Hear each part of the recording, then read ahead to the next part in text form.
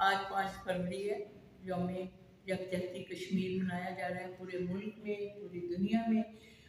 आज यहाँ पर हम गर्ल्स गाइड हाउस बहावलपुर में इकट्ठे हुए हैं और गर्ल्स गाइड की तरफ से ये हम यौम यकजहती कश्मीर मना रहे हैं। और हमें ये बच्चियों को भी ये इस चीज़ का एहसास है और उन्होंने अहद किया हुआ है कि हम पल पल जो भी अगर कोई आवाज़ कोई हमारे कश्मीरी भाइयों की तरफ से या जद्दोजहद जो करनी है या उसके लिए हमें जाना पड़ा या जहाँ भी हमारी मदद की ज़रूरत पड़ी, हमारा ताउन उनके साथ है।